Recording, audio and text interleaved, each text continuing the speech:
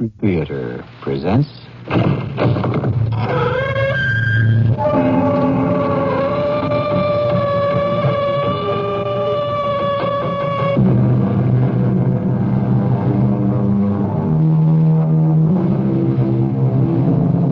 in. Welcome. I'm E.G. Marshall. This is a very special occasion for me. I'm to be a little more than your host. This time, I will not only be introducing the story, but telling it to you, acting it out. The Mystery Theater's special Christmas story this year, Charles Dickens' immortal classic, A Christmas Carol, with Guess Who as Scrooge. Bah, humbug.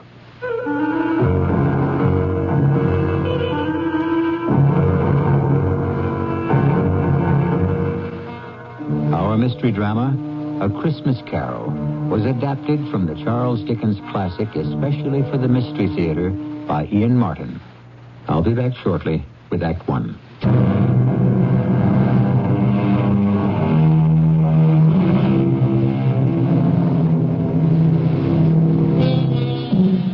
Charles Dickens' A Christmas Carol begins like this. Marley was dead to begin with.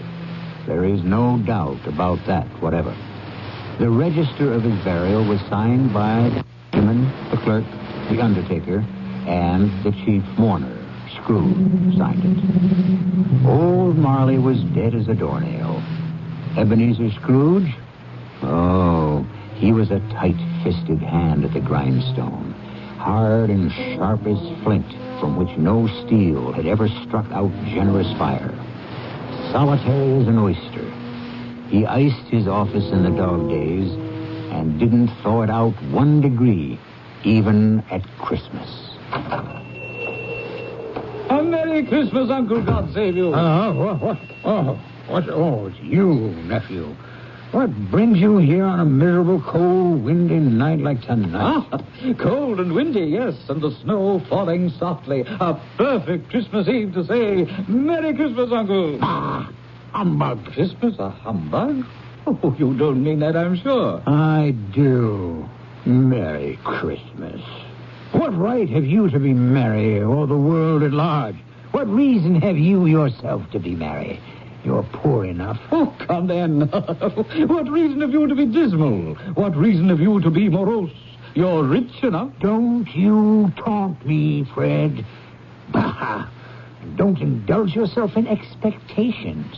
Humbug. Take me as I am, Uncle, and as the season is, and don't be cross. Where else can I be when I live in a world of fools? Christmas. Phooey. What's Christmas time to you but a time for paying bills without money?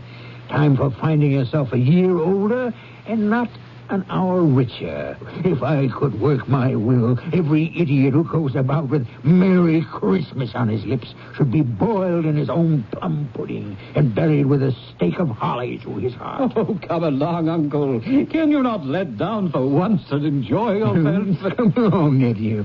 Keep Christmas in your own way. Let me keep it in mine. Yes, but you don't keep it. Leave me alone, then. Much good it may do you.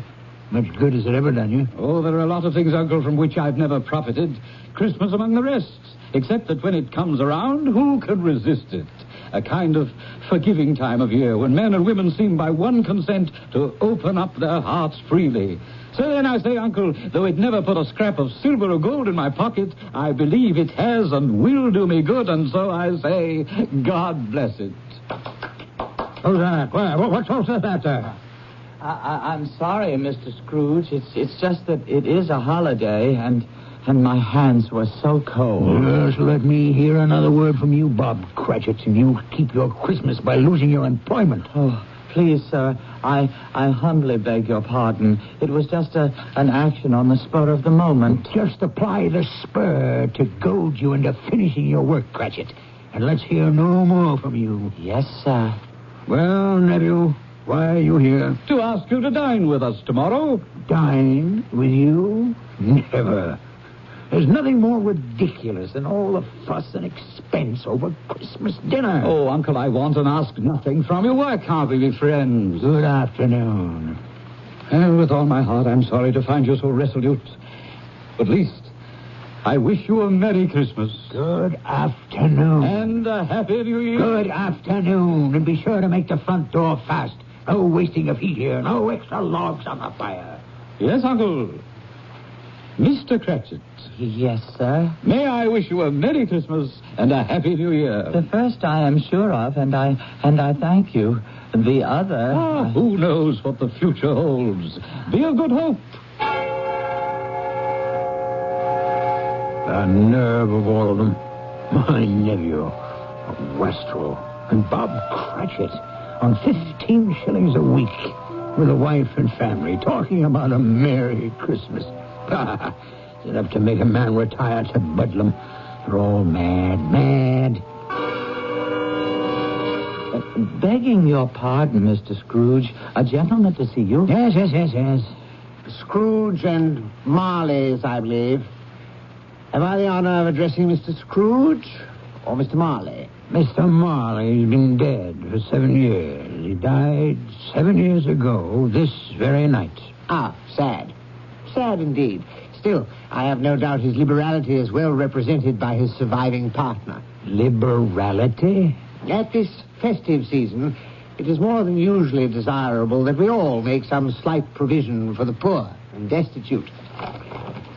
You may make your pledge here. Are there no prisons? We speak of the needy. The union workhouses are not still in operation. They are. I wish I could say they were not. A few of us private citizens are endeavoring to raise a fund to buy the poor some meat and drink and means of warmth. What shall I put you down for, Mr. Scrooge? Nothing. Of course, you wish to be anonymous? I wish to be left alone. By tax, I help to support the establishments we have mentioned. They cost enough and more. Let those who are badly off go there. Many can't go there. And many would rather die. They would rather die than let them do so and decrease the surplus population. Good afternoon, sir, whatever your name is. I find you hard to believe, Mr. Scrooge. Cratchit, let him out.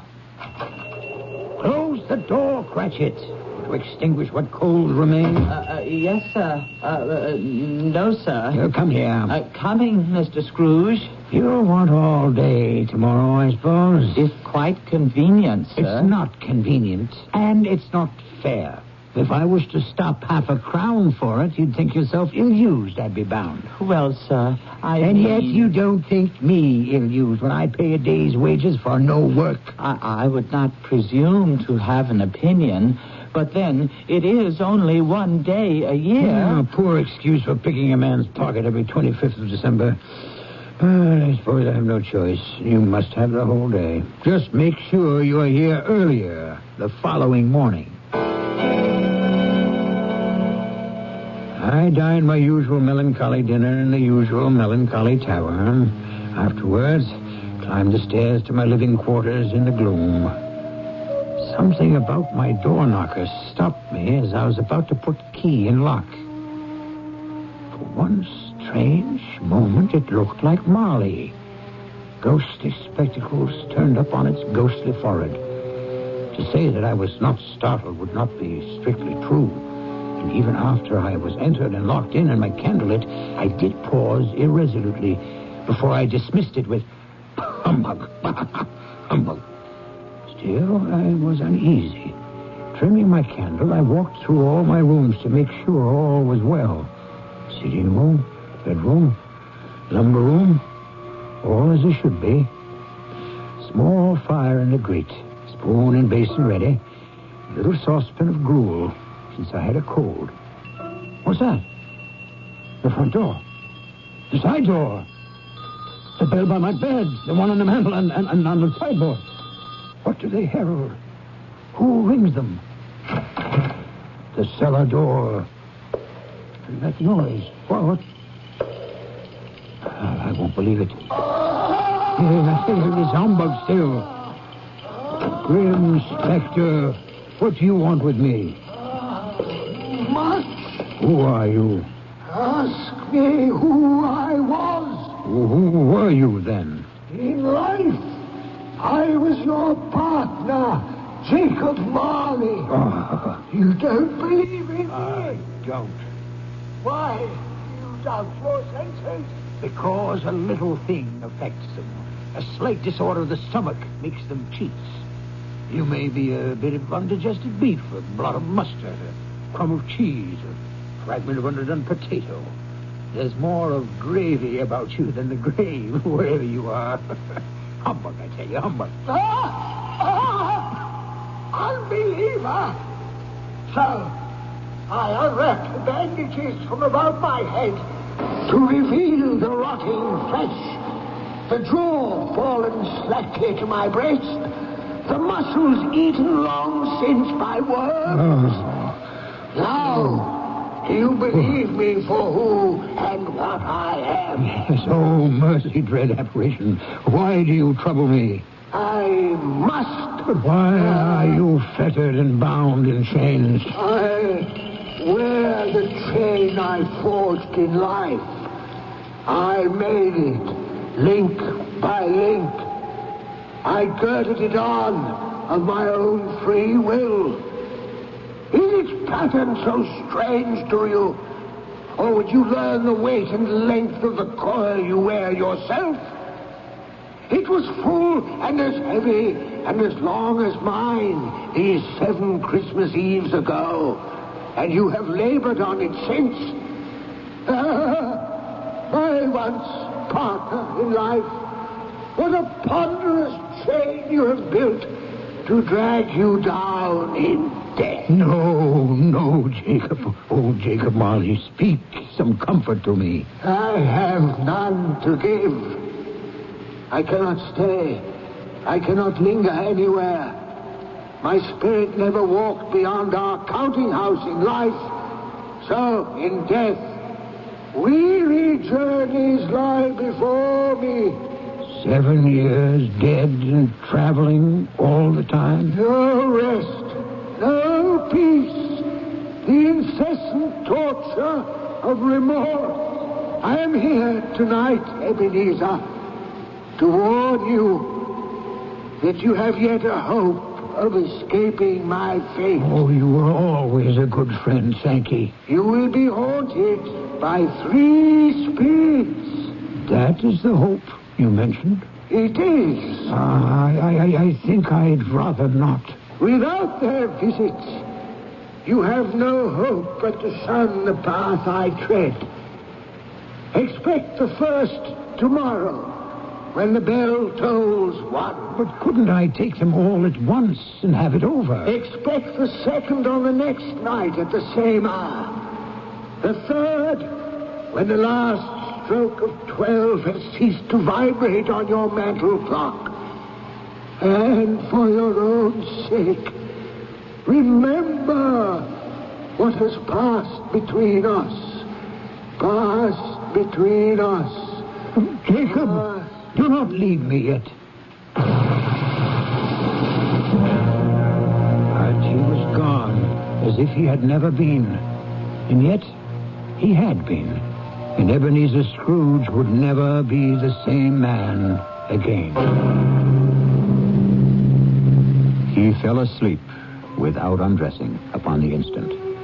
A sleep that was destined to be disturbed, as I shall relate when I return with Act 2.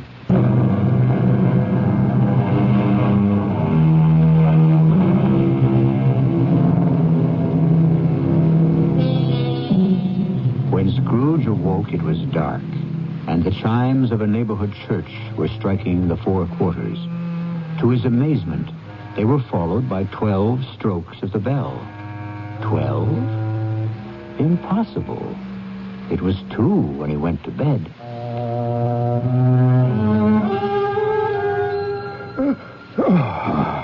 Why, it isn't possible I could have slept through a whole day and far into another night. As I lay, I suddenly remembered that Marley had said a ghost would visit me at 1.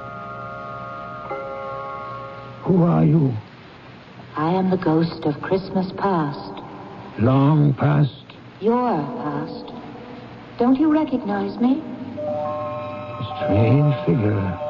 almost like a child, the outlines dimly seen.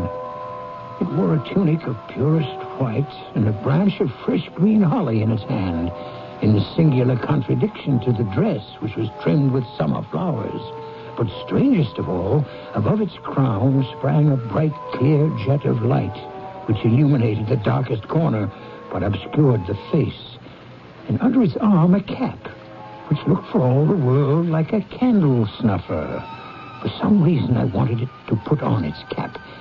The light is blinding. Would you not put on your cap? Would you so soon put out with worldly hands the light I shed?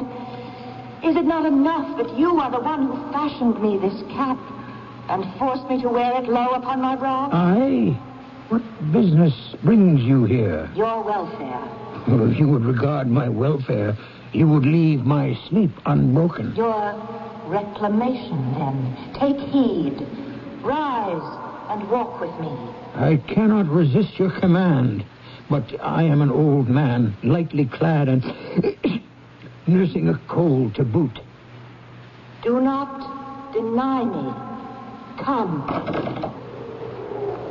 Follow me. All of a sudden, I was flying, floating on air. The night had vanished, as the city below me, and I was looking down on the country in the clear, cold light of day, with snow dusting the ground. Good heavens! I was bred in this place. I was a boy here. Your lip is trembling. What is that upon your cheek? Nothing. Nothing. The wind makes my eyes water. Lead me where you will. Do you not remember the way? Remember it. I could walk it blindfold. Strange to have forgotten it so many years. Let us set our feet on the road. I will not tell you most of where we wandered as time stood still or raced ahead at a whim. The school where I was a child. The house I grew up in, an orphan. A terrible rush of tears remembering another outcast, a foreigner, an alien who in our mutual loneliness had once befriended me. Poor Ali Baba. It's too late now. What is too late? Nothing. There was a boy singing a Christmas carol at my door last night. I should like to have given him something, that's all. What might have been. Let us see another Christmas.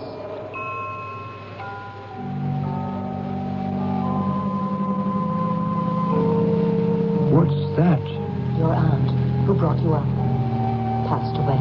Oh, Always no. a delicate creature whom a breath might have withered. But she had a large heart. Amen to that. I will not gainsay it, Spirit. When she died, she had, I think, children. One child. True. Your nephew. Yes. We traveled further, scenes flashing by like slides in a magic lantern. Old Fezziwig in his Welsh wig, my first employer. His Christmas parties with a groaning table and everyone dancing with a light foot and heart to the festive music. His kind wife and the joy of working at a desk one wasn't nailed to.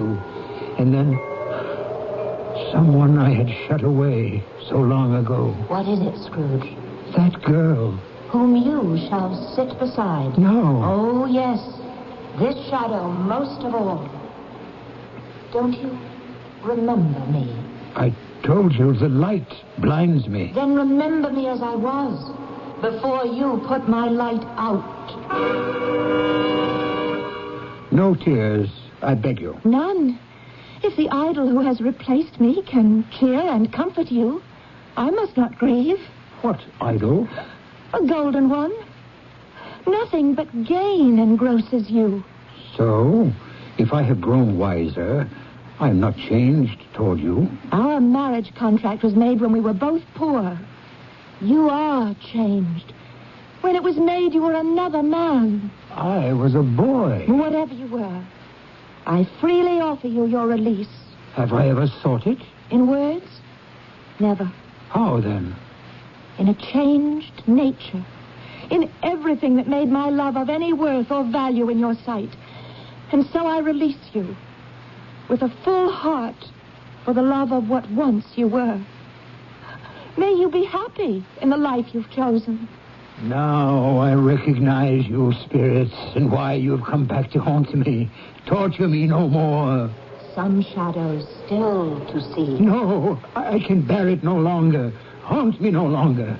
The light you shine is too bright for my eyes to bear. Give me your cap so I may extinguish it, and you. In a puff of smoke, the figure was gone, and I had barely time to reel to my bed, exhausted from the long night's travels, where I fell into a heavy sleep.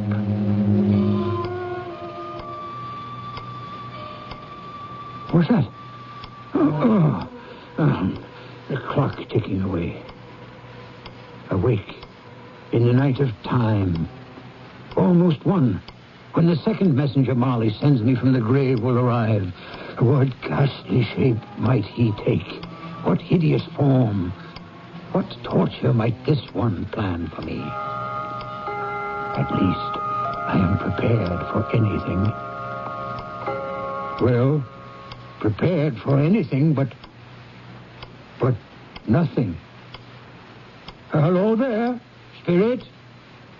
Are you invisible to me? What's that? That great light from beneath my sitting room door.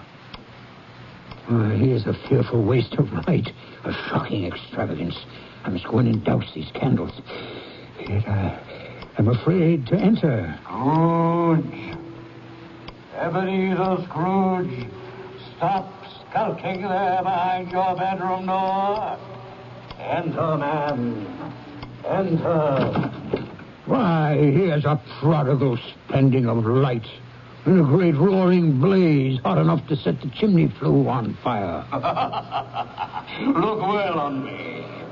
Have you never seen the like of me before? Never. It is time your eyes were opened to this and other things. Spirit, I will be no trouble. Conduct me where you will. I went forth last night on compulsion, and I learned a lesson which is working now. Tonight, if you have aught to teach me, let me profit by it. Hold fast to my robe. In the blink of an eye, we were transported to a mean and shabby little house, threadbare but clean as a new washed shirt, and redolent of the mouth-watering smell of goose, basking in sage and onion, and aromas of an eating house and pastry cooks next together, which came from the Christmas pudding. Whatever has got your precious father, then, and your brother, Tiny Tim? I never remember him, Martha, as late as this on Christmas Day. What a place is this? House of your clerk, Bob Cratchit. See, here he comes now. That child he carries on his shoulder, with a little crutch in his hand, and his lower limbs bound in an iron cage. Youngest of the Cratchits, Tiny Tim. Why, look at him struggle after the others as his father sets him down. Where are they off to? To watch one of the merriest sights of this merriest of seasons. The golden goose turn on the spit. Shh. Listen. How late you are, my dear, and how cold. Well. Oh, come, sit you down by the fire and have a warm. Lord bless you. After I've had a look at that goose, too. First, tell me, how did Tiny Tim behave through the service? Oh, as good as gold and better. Oh. Somehow he gets thoughtful sitting by himself so much and thinks the strangest things you ever heard. And now, what was it this time? He told me coming home he hoped everyone in the church saw him because he was a cripple. Oh.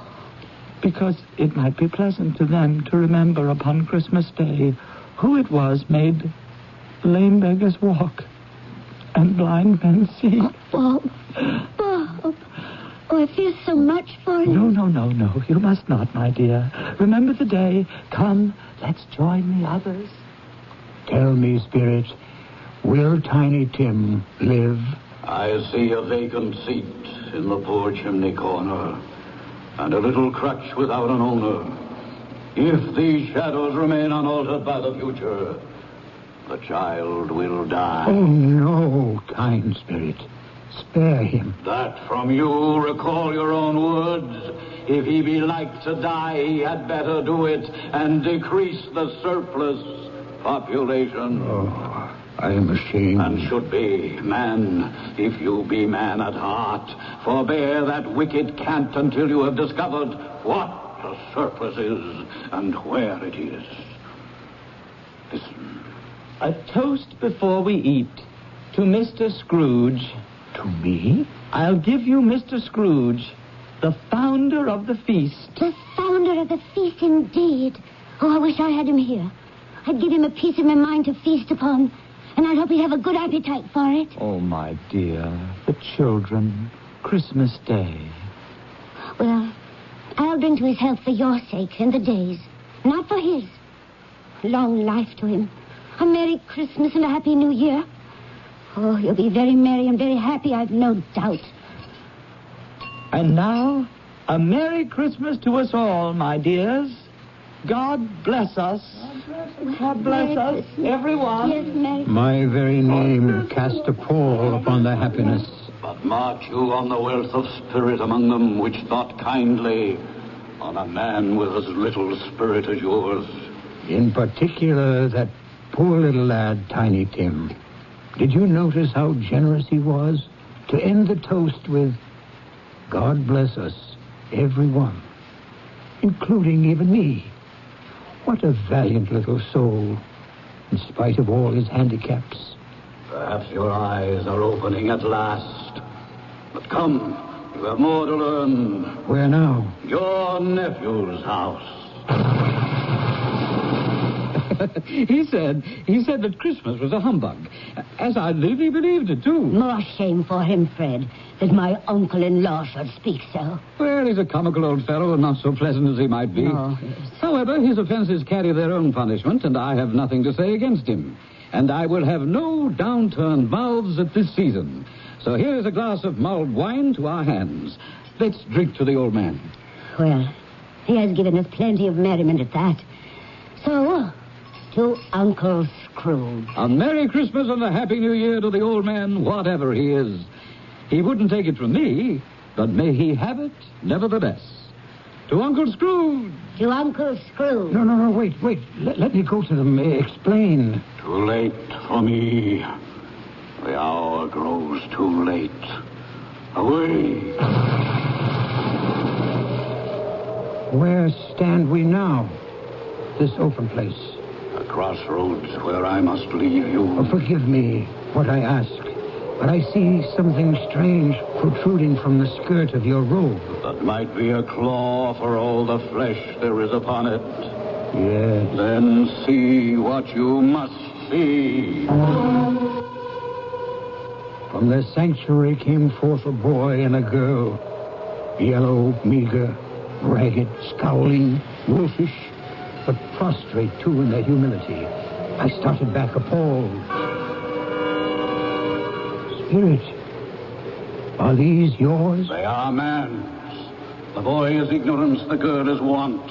Beware of them both and all of their degree, but most of all beware this boy, for on his brow I see written doom, unless the writing can be erased.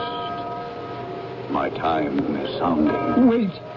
Have these pitiful creatures no refuge or resource? I answer in your own words. Are there no prisons? Are there no workhouses? Hold for one moment. Help me. Where should I turn? Turn and face your future.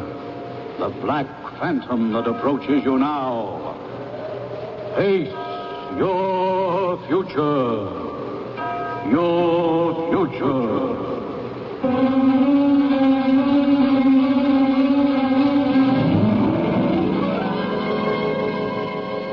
As the last stroke of the bell struck 12, Scrooge turned to face a dread figure, a solemn phantom, draped and hooded in blacks and deep grays, coming, creeping like the mist about it towards him. I'll return with Act 3 very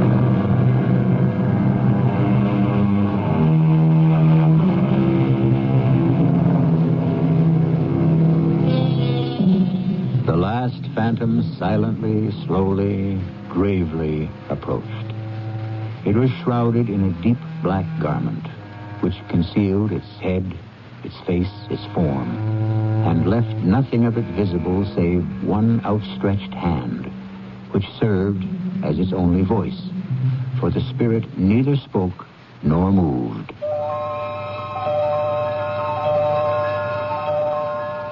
I am in the presence of the ghost of Christmas yet to come.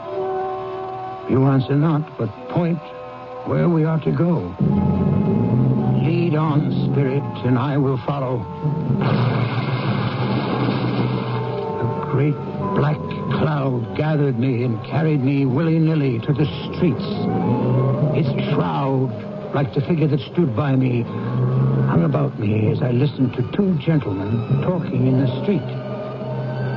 So, Mr. Grimes, old Scratch has got his own at last. I have been so informed, Mr. Goodfellow. When did he die? Last night, I believe. What on earth could he have caught? I thought he'd never die. God knows.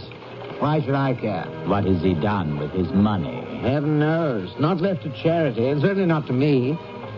Left to his company, perhaps. Well, God knows he appears not to have had any sort of personal tie. By which token, it's like to be a very cheap funeral. For upon my life, I cannot think of anybody to go to it. How dismal and awful to dismiss another human being in such terms. Forgive me, dread ghost. I did not mean to diverge. You wish to reveal something to me? You have my full attention.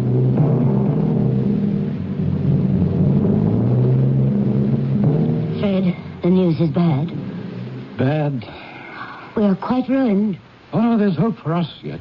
If he relents. If he forgives or forgave, there might have been. Oh, but it is too late for the miracle. Poor, old, miserable boy. He's past relenting. He's dead. No, wait, spirit, wait. I'm not ready to leave. What else would you have me look on? Tell me again about today.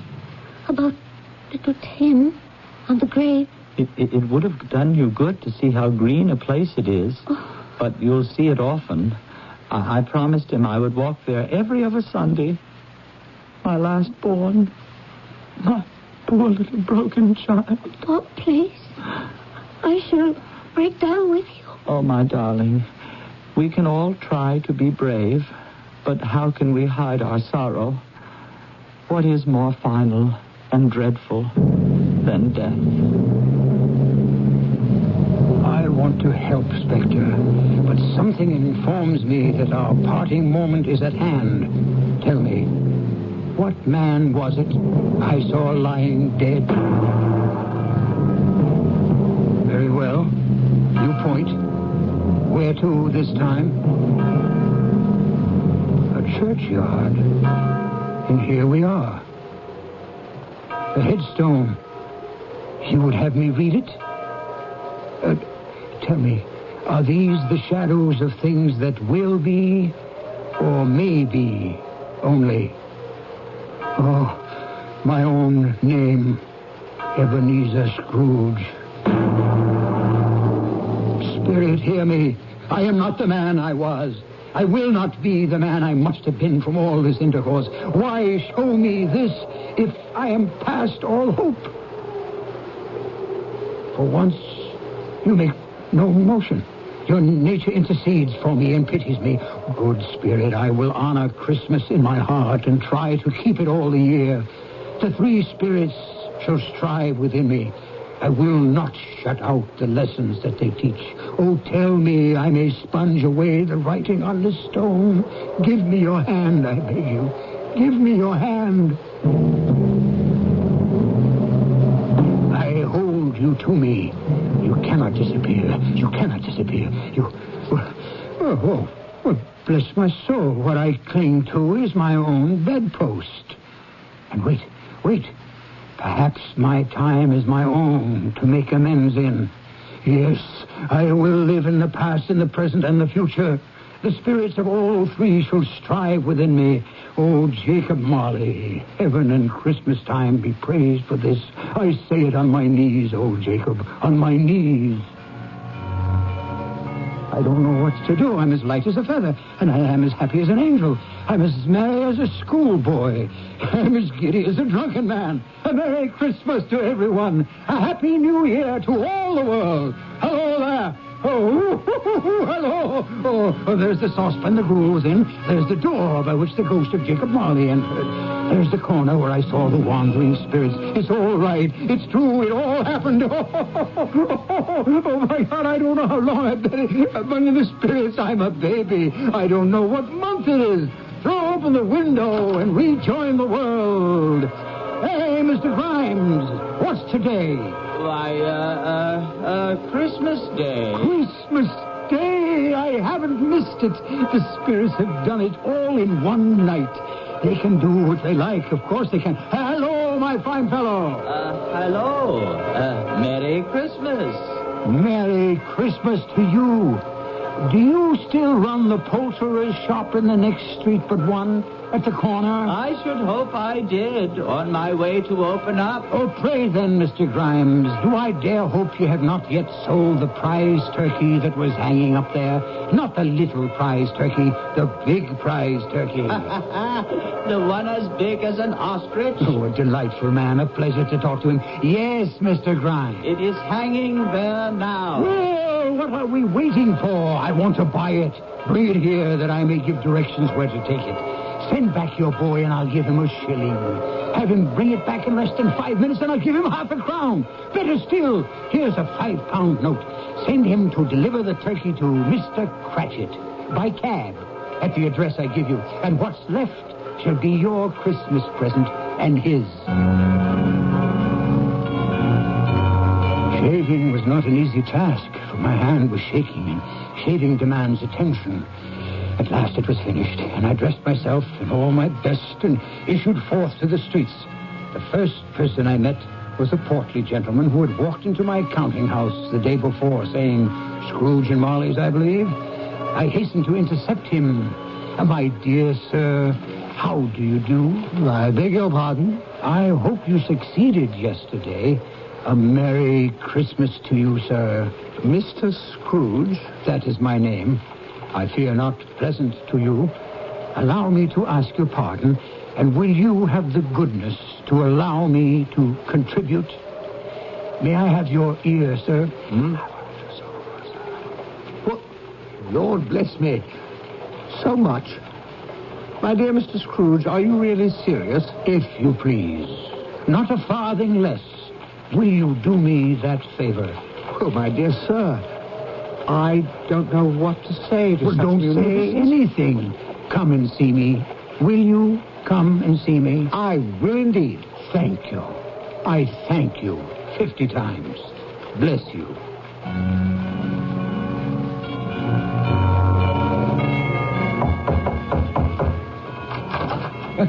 Merry Christmas.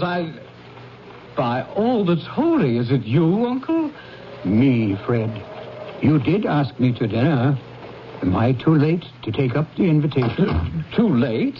Will you let me in? Will I let you in? Why, here's the merriest turn a Christmas can take, darling wife. Here's Uncle Scrooge to share our Christmas. Isn't that a present for this day? You couldn't have brought Fred a better one. Welcome to our home, Uncle.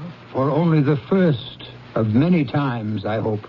It's a whole new year. Yes, and you may spend it all with us if you will. Only today, for I must be in the office as early as can be. No. Don't steal glances at each other. It isn't business on my mind, but recompense. And since at last I have learned to laugh, I want to have my first joke with the man I have perhaps wronged most all of these years. My faithful Bob Cratchit. A wonderful day. An evening with my nephew, a deep sleep, that might have lasted for days, except that I was bound and determined to be earlier than my clerk at the counting house that Monday morning. I was as pleased as a child when I beat him there. Even more pleased to find that for once he was late. When the door opened and he came in, he was a full 18½ minutes behind his time. His hat and scarf were off before he opened the door. In terror of the man I had been, he was on his stool in a jiffy, writing his pen as if he were trying to overtake the lost minutes. Morning, Mr. Scrooge. Morning. A little late for that. What do you mean by coming here this time of day? I am very sorry, sir. I am behind time. You are? Yes, I think you are. Now, step this way, sir, if you please. It's only once a year, sir. It shall not be repeated. I was making rather merry yesterday, sir. Now, I'll tell you what, my friend. I'm not going to stand by this sort of thing any longer. And therefore, I feel myself forced to raise your salary. Huh? Why, Mr. Scrooge, sir, do you feel all right? Merry Christmas, Bob. A merrier Christmas than I have given you for many a year. Not only raise your salary, but discuss your affairs and endeavor to help your struggling family over a Christmas bowl of smoking bishop. So, make up the fires to lay hot us right out of the county house before you dot another I, Bob Cratchit. It's not only a new year, but a whole new world for both of us.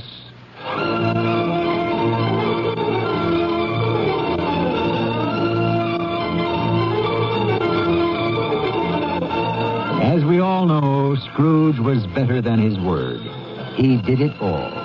And to Tiny Tim, who did not die, he was a second father.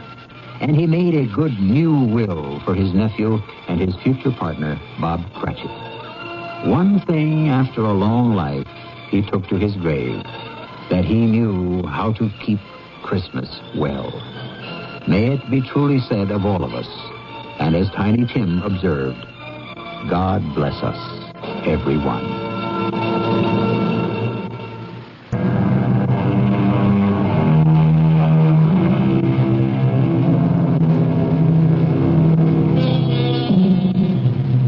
What more is there to say after Dickens' Christmas Carol, except the eternal message it brings, a Merry Christmas and a Happy New Year.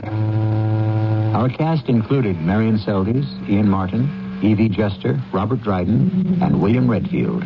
The entire production was under the direction of Himan Brown. And now, a preview of our next tale. Hey, listen. Hear that? Singing. Of course, it's a carol concert. That's where everyone must be. Oh, come on, let's see if we can find them.